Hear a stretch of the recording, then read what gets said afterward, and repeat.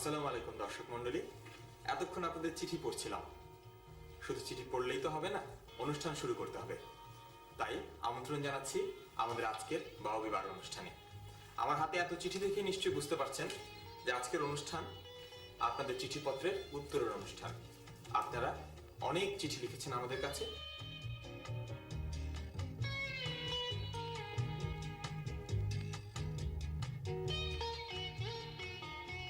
আমরা যেসব প্রশ্ন আপনাদের কাছে রেখেছিলাম সেই সব প্রশ্নের অনেক অনেক সঠিক উত্তর পাঠিয়েছেন।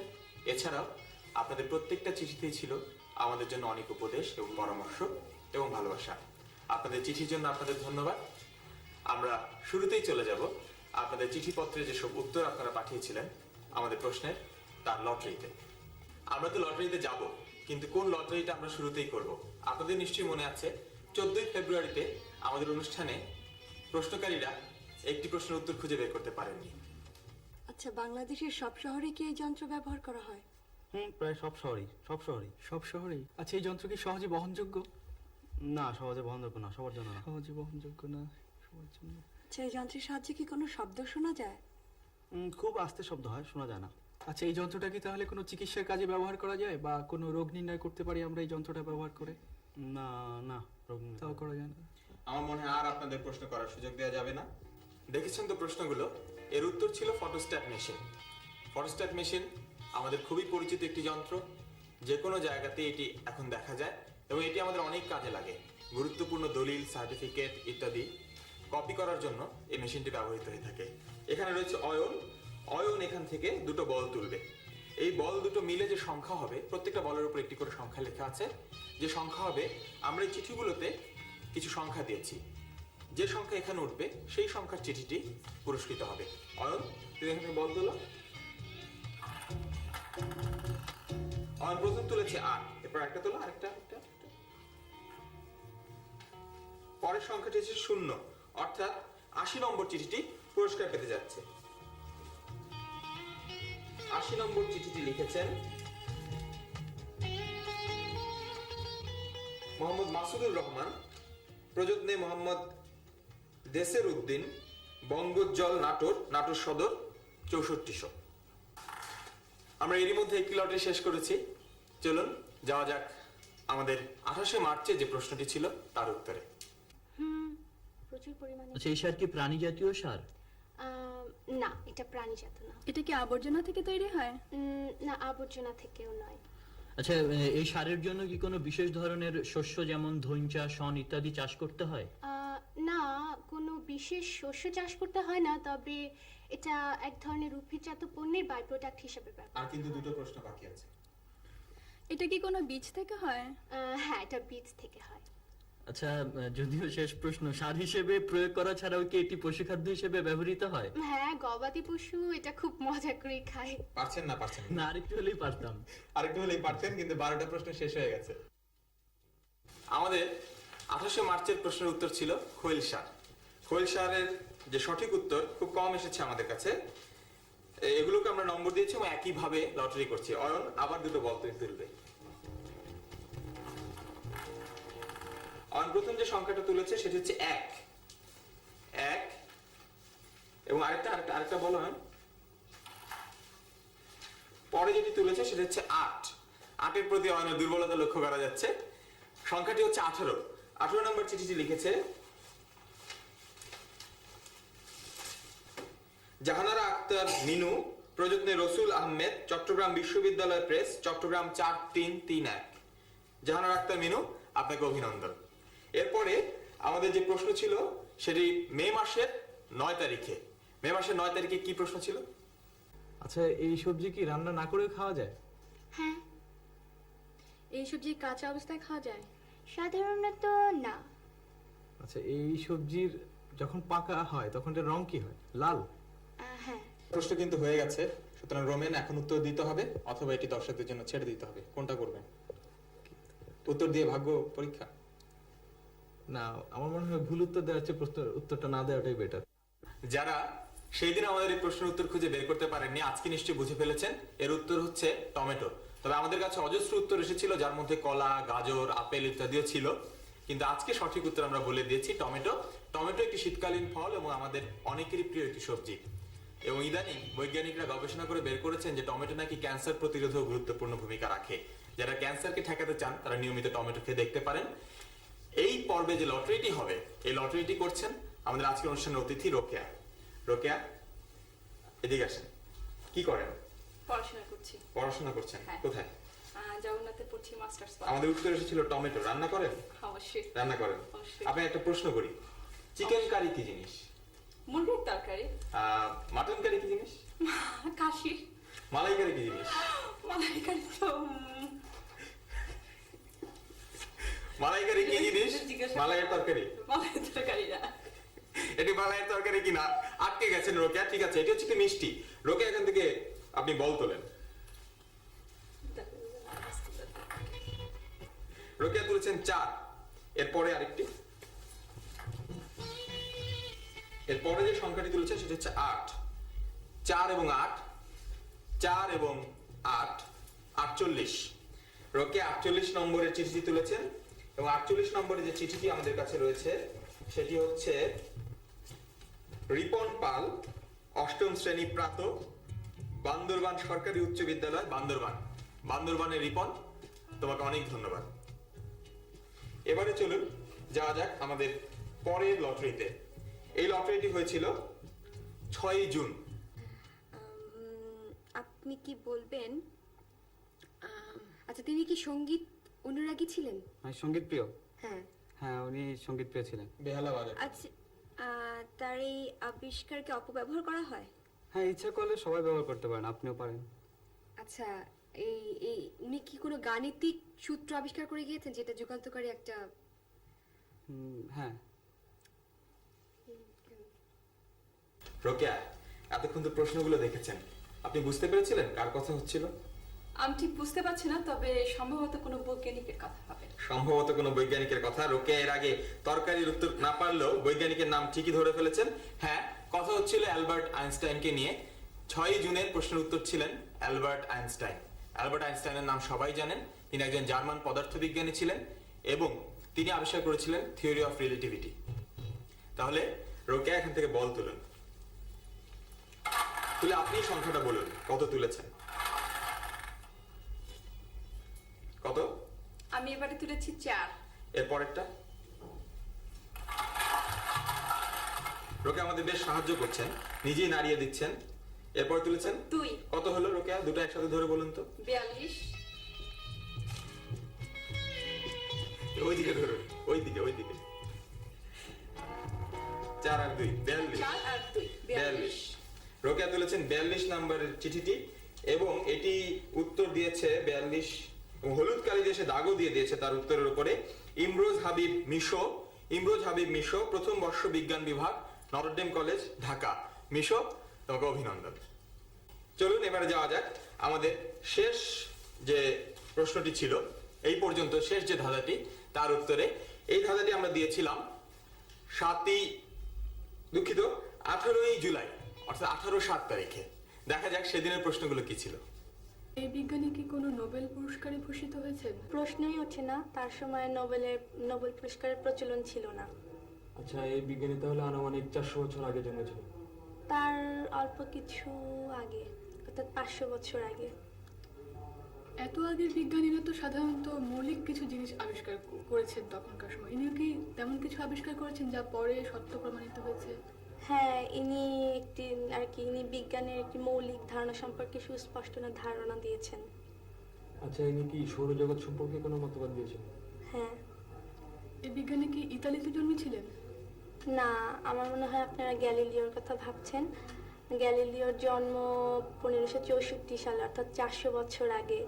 আর আমি বলেছি এই বিজ্ঞানীর জন্ম প্রায় 500 বছরের আগে। আপনাদের কিন্তু 11টি প্রশ্ন হয়ে গেছে, আর একটি প্রশ্ন বাকি আছে, সেটাই শেষ প্রশ্ন। এটাতে না পারলে কিন্তু উত্তর দর্শকদের কাছে চলে যাবে। আমরা ভাবছি তাহলে মনে হয় নিউটন হবে। না। এবারে ধরতে পেরেছেন রোকেয়া এই বিজ্ঞানীর নাম কি? অবশ্যই আমি ধরতে পেরেছি, তবে বলবো না তোমাকে। বলবেন না? আপনি বলবেন না রোকেয়া? আমি তাহলে বলে দিচ্ছি, এই বিজ্ঞানীর নাম হচ্ছে নিকোলাস কোপার্নিকাস। সম্ভবত নিকোলাস কোপার্নিকাসের সঙ্গে আমাদের পরিচয় একটু কম, যে কারণে এই প্রশ্নের উত্তর এসেছে কিন্তু খুবই কম। যাই হোক, যত কমই আসুক না কেন, আমরা লটারি করছি এবং এই লটারি আবার রোকেয়াই করছে। এবার কিন্তু রোকেয়া চোখ বন্ধ করে তুলতে হবে আপনাকে। দাঁড়িয়ে দিচ্ছি আমি, চোখ বন্ধ করে। কত এসেছে রোকেয়া? এবার চোখ খুলে দেখতে পারেন। এবার এসেছে 9। 9। এর পরেরটা রোকেয়া, তাড়াতাড়ি।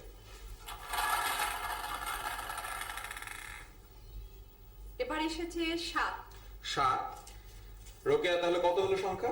97। 97 এবং 97 নম্বর চিঠিটি আমাদের কাছে পাঠিয়েছেন মোহাম্মদ শোয়েব হাসান, প্রযত্ন আব্দুল মতিন, 381 উত্তর মুরাদপুর, পোস্ট অফিস ফরিদাবাদ, ঢাকা 1204। শোয়েব হাসান, আপনাকে অনেক ধন্যবাদ। সঠিক উত্তর পাঠিয়েছেন এবং অনেক কম উত্তরের মধ্যেই আপনার এই উত্তরটি নির্বাচিত হয়েছে আজকে লটারিতে। কোপার্নিকাস সম্পর্কে একটু বলে দেওয়া দরকার। কোপার্নিকাস 1473 সালে পোল্যান্ডে জন্মগ্রহণ করেছিলেন এবং তিনিই প্রথম আমাদের যে পৃথিবী সূর্যের চারিদিকে ঘোরে এই কথাটি বলেছিলেন এবং বলেছিলেন এই কক্ষপথটি এলিপ্টিক্যাল বা উপবৃত্তাকার। তাহলে সব শেষে আমরা যে লটারিটি করব তাতে চলে যাই। আমরা একটি ধাঁধা দিয়েছিলাম 31শে জানুয়ারির অনুষ্ঠানে। ধাঁধাটি ছিল দেশ আছে মাটি নেই, নদী আছে পানি নেই। এর উত্তর ছিল আপনারা সবাই জানেন মানচিত্র, এবং আমরা উত্তর পেয়েছি কয়েক হাজার। রোকেয়াকে যদি এখন বল তুলতে বলতে হয় তাহলে 4টা 5টা বল তুললেও সবাই উত্তর পাবেন না। আমার এই হাতে যত চিঠি দেখছেন এর ওজন কিন্তু অনেক, এবং অনেক পাতলা পাতলা কাগজে অনেকে চিঠি লিখেছেন। এবং এত চিঠি আমরা পেয়েছি যে রোকেয়াকে আমি বলছি এখন একটি চিঠি এখান থেকে তুলতে। চিঠিগুলো আমি এখানে মিলিয়ে দিচ্ছি এবং রোকেয়া এখান থেকে একটা চিঠি তুলবেন। রোকেয়া একটি চিঠি তুলবেন, যে কোনো একটা চিঠি। রোকেয়া একটি ভাঁজ করা চিঠি তুলেছেন। এটি পাঠিয়েছেন Mohammad Ahsan Islam, roll 5, trade radio TV, Bangladesh German কারিগরি শিক্ষা প্রতিষ্ঠান, মিরপুর 2, ঢাকা 1216 থেকে। আহসান ইসলাম, আপনাকে অভিনন্দন। রোকেয়াকেও ধন্যবাদ। অনেকক্ষণ আপনি অনেক ভাগ্যবান উত্তরদাতাকে নির্বাচিত করেছেন। এরপরে আপনিও চিঠি লিখবেন এবং আপনার ভাগ্য আমরা নির্বাচিত করি। তাহলে চলুন যাওয়া যাক আমাদের অনুষ্ঠানের দ্বিতীয় পর্বে। পর্দায় এখন যে দুজনকে আপনারা দেখতে পাচ্ছেন, এই দুজন আজকে আপনাদের প্রশ্নের উত্তর দেবেন। আপনি একটা হাসি হাসি মুখে দর্শকদের দিকে তাকান। সবচেয়ে কাছে যিনি বসে আছেন আমার, নীল একটি শাড়ি পরেছেন, তিনি হচ্ছেন মলি, এবং তার পাশে যিনি বসে আছেন তিনি হচ্ছেন রেহনুমা। মলি এবং রেহনুমা, আপনারা তো প্রশ্নের জবাব দেবেন, কিন্তু বাউবি বারোতে আসলেই আমার সঙ্গে একটু কথা বলে নিতে হয়। প্রথমে মলিকে দিয়ে শুরু করি। মলি, আপনি একটি ঘরে গেলেন, সেই ঘরের মধ্যে গিয়ে দেখলেন অন্ধকার, সময়টা রাত, কোথাও আলো নেই। ঘরের মধ্যে আছে একটি হ্যারিকেন, একটি চুলা, একটি মোমবাতি। আমি আপনার হাতে একটি ম্যাচ দিয়ে বললাম আপনি কোনটা আগে ধরাবেন? আপনি কোনটা আগে ধরাবেন? মোমবাতি হয়নি মলি, আপনি প্রথমে ধরাবেন ম্যাচ, কেননা ম্যাচ না জ্বালিয়ে আপনি মোমবাতি ধরাবেন কিভাবে? যাই হোক, মলি চমৎকার উত্তর দিয়েছেন, তিনি মোমবাতি পছন্দ করেন। ঠিক আছে, কারণ এর আলো খুব স্নিগ্ধ। এর পরে যিনি আছেন তিনি হচ্ছেন রেহনুমা। রেহনুমা কি করেন? পড়াশোনা করেন। গান একেবারেই গান না? গান পছন্দ করেন? গান পছন্দ করেন। তবলা দেখেছেন? আপনি বলেন তো, বায়া তবলা দুটো আছে না, একটা বড় একটা ছোট, বাম দিকে কোনটা থাকে? হ্যাঁ, বাম দিকে ছোটটা থাকে। আপনি নিশ্চিত? বাম তবলা বাজান না, বাম দিকে আসলে বড়টা থাকে, বায়া। যাই হোক, তবলা বাজান না বলে তিনি পারেননি। প্রিয় দর্শক মন্ডলী, আপনারা আমাদের কাছে অনেক চিঠি দিয়েছেন। সব চিঠির উত্তর কখনই আমাদের পক্ষে দেওয়া সম্ভব না। আমাদের এই সীমাবদ্ধতা নিশ্চয়ই আপনারা বুঝতে পারেন, এবং সেটা বুঝে আমরা আজকে আমাদের এই অনুষ্ঠান সাজিয়েছি। আমরা জানি আমাদের অনুষ্ঠান আপনাদের অনেকেরই ভালো লাগে, এবং আপনারা বিভিন্ন সময় আমাদের বিভিন্নভাবে চিঠি দিয়ে থাকেন। এই যেমন আমরা এখানে দুটো চিঠি পেয়েছি। প্রথম চিঠি লিখেছে মির্জা গালিব, সে ছবি এঁকে পাঠিয়েছে এবং বেশ কিছু ধাঁধাও পাঠিয়েছে। এরপরে আরেকটি চিঠি যেমন পেয়েছি, এখানে সে বাউবি 12 একে পাঠিয়েছে। এর মধ্যে কোনটা সে সেটা আমরা জানি না। এটি লিখেছে ইমন, রংপুর জুম্মাপাড়া থেকে। এমন অনেক রকম চিঠি আমাদের আসে, যার মধ্যে ছবি থাকে, কবিতা থাকে, গল্প থাকে, ধাঁধা থাকে, অনুষ্ঠান সুন্দর করার জন্য অনেক পরামর্শ থাকে। আপনাদের এই সব চিঠির জন্য আমাদের ধন্যবাদ। এখানে চিঠির ঝাঁপি নিয়ে বসে আছে মলি এবং রেহনুমা। দেখা যাক তারা আপনাদের কোন প্রশ্নগুলোর উত্তর আজকে দেবে। আমি যে প্রথম চিঠিটি পড়ব তা ঢাকা ক্যান্টনমেন্ট আবাসিক এলাকা থেকে কারিমা সুলতানা হাসি জানতে চেয়েছেন ফ্যাক্স কি। ফ্যাক্স হচ্ছে ফ্যাক্সিমেল মেশিন এই শব্দের সংক্ষিপ্ত রূপ। এটি একটি যন্ত্র যার সাহায্যে এক স্থান থেকে অন্য স্থানে গুরুত্বপূর্ণ দলিল, চিঠিপত্র, ছবি ইত্যাদি পাঠানো যায়। টেলিফোন লাইনের সাথে এই যন্ত্রটি লাগানো থাকে এবং অপর প্রান্তে লাগানো আরেকটি একই রকম যন্ত্রের মাধ্যমে টেলিফোন লাইনের বিদ্যুৎ তরঙ্গের সাহায্যে খবর পৌঁছে যায়। ফ্যাক্স এবং টেলিফোনের খরচ সমান এবং দ্রুততা অনেক বেশি, তাই এর ব্যবহার বেড়েই চলেছে। শামসুন নাহার হল, ঢাকা বিশ্ববিদ্যালয় থেকে আলফা জানতে চেয়েছেন, আমরা ঘুমাই কেন, কিভাবে এবং স্বপ্ন কেন দেখি? আমাদের মস্তিষ্কে হাইপোথ্যালামাস নামে একটি স্থানে বায়োলজিক্যাল ক্লক বা জৈব ঘড়ি আছে। আমরা ক্লান্ত হলে এই ঘড়ি সক্রিয় হয় এবং ঘুমের ব্যবস্থা করে। এছাড়াও নিয়মিতভাবে একটি নির্দিষ্ট সময় অর্থাৎ রাতে এই ঘড়ি সক্রিয় হয়ে ঘুম আনে।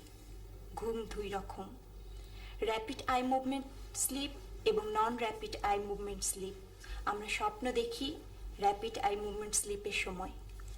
পাবনা থেকে রকিবুল ইসলাম পিন্টু আবার দেখতে চেয়েছেন হৃৎপিণ্ডে রক্ত চলাচল প্রক্রিয়ার উপর যে তথ্যচিত্র আমরা দেখিয়েছিলাম সেটি।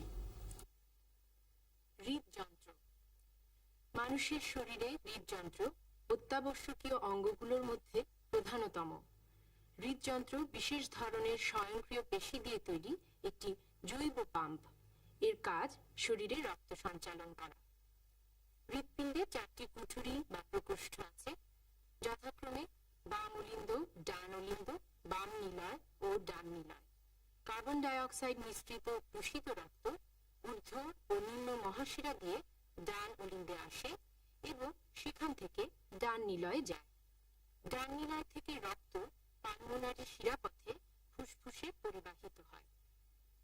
হৃদযন্ত্রের প্রতি মিনিটে স্পন্দনের হার গড়ে 72 বার। মানুষের রক্ত সংবহন তন্ত্র ও রক্ত সঞ্চালন প্রক্রিয়া যিনি আবিষ্কার করেন তার নাম উইলিয়াম হার্ভে। রকিবুল ইসলাম, দেখলেন তো প্রামাণ্য চিত্রটি? তালা সাতক্ষীরা থেকে রোজি জানতে চেয়েছেন, উড়োজাহাজে ফাউন্টেন পেন, অ্যারোসল বা স্প্রে জাতীয় পারফিউম ইত্যাদি বহন করা নিরাপদ নয় কেন? আমরা মাটি থেকে যতই উপরে যাই বাতাসের চাপ ততই কমতে থাকে। ঝর্ণা কলম, অ্যারোসোল বা স্প্রে জাতীয় পারফিউমের বোতলে যেখানে চাপ দিয়ে তরল পদার্থ ভর্তি করা হয়, এরকম কিছু সঙ্গে থাকলে বায়ুর চাপের তারতম্যের কারণে ঝর্ণা কলম থেকে কালি বের হয়ে যায়। অ্যারোসোল বা স্প্রে জাতীয় কোনো বস্তুর পাত্র ফেটে যেতে পারে। তাই উড়োজাহাজে ফাউন্টেন পেন, অ্যারোসোল বা স্প্রে জাতীয় পদার্থ নিজের সাথে রাখা নিরাপদ নয়। সালাউদ্দিন চৌধুরী রাঙ্গুনিয়া, চট্টগ্রাম থেকে জানতে চেয়েছেন, রঙিন টেলিভিশনে লাল, নীল ও সবুজ রঙের একটি চিহ্ন দেখা যায় কেন? রঙিন টেলিভিশনের পিকচার টিউবে 3টি ইলেকট্রন গান থাকে, যা থেকে নির্গত রশ্মি পর্দায় প্রতিফলিত হয় এবং পর্দার উপর ফ্লোরোসেন্ট বা প্রতিপ্রভ বস্তুর প্রলেপ থাকায় আমরা নানা রঙের ছবি দেখি। লাল, নীল ও সবুজ হচ্ছে 3টি মূল রং, যার মিশ্রণের ফলে বিভিন্ন রং তৈরি হয় এবং আমরা রঙিন ছবি দেখতে পাই। এজন্যই রঙিন টিভির ওপর লাল, নীল ও সবুজ চিহ্ন থাকে এবং এ কারণেই রঙিন টিভির পিকচার টিউবকে RGB পিকচার টিউবও বলা হয়। কাউনিয়া, বরিশাল থেকে লিপি রেশমের উপর যে তথ্যচিত্রটি আমরা দেখিয়েছিলাম সেটি আবার দেখতে চেয়েছেন। লিপি, আপনার অনুরোধের জন্য ধন্যবাদ। আসুন তাহলে দেখি তথ্যচিত্রটি। রেশম কুটির সুতা থেকে রেশমি কাপড় তৈরি করা হয়। উন্নত মানের এই কাপড় তৈরির জন্য অনেকগুলো ধাপ পেরোতে হয়। তুঁত গাছের চাষ এবং রেশম পোকা পালন, দুটি বিষয় মিলে হয় পলু পালন। এই পোকাগুলোই রেশম কীট। তুঁত গাছের পাতা এদের একমাত্র খাদ্য। এই পাতা খেয়ে কয়েকদিনের মধ্যে এরা মুখ থেকে লালা ছেড়ে সূক্ষ্ম আঁশ তৈরি করে গুটি বানায়, যাকে রেশম গুটি বলে। রেশম গুটি গরম পানিতে নির্ধারিত তাপমাত্রায় সেদ্ধ করে রিলিং মেশিনের সাহায্যে সুতা তৈরি করা হয়। এগুলো রেশমি সুতা। এই সুতা দিয়ে তৈরি হয় রেশমি কাপড়। জকিগঞ্জ, সিলেট থেকে তারেক জানতে চেয়েছেন, ক্লোরোফর্ম গাছ কোথায় পাওয়া যায়? ভাই তারেক, সম্ভবত আপনি সিলেট থেকে আমাদের বোকা বানাতে চাচ্ছেন। ক্লোরোফর্ম গাছ পৃথিবীর অনেক জায়গায় আছে, তবে বাংলাদেশে সিলেটের মৌলভীবাজারে একটি মাত্র গাছ আছে।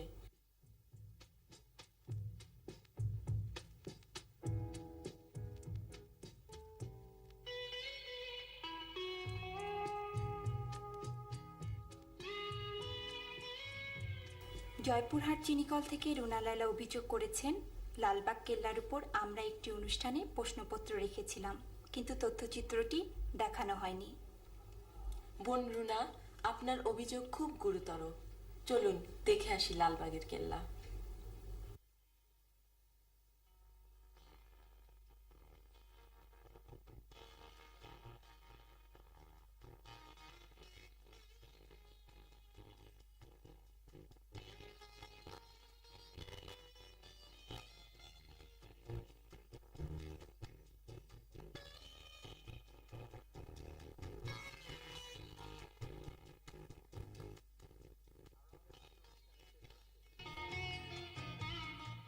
শেষ প্রান্তে এসে গেছি।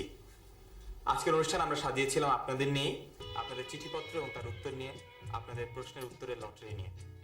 আজকের অনুষ্ঠান শেষ হতে চলেছে, কিন্তু আমাদের বাউবি 12 1 বছর পূর্ণ করতে যাচ্ছে আগামী মাসে।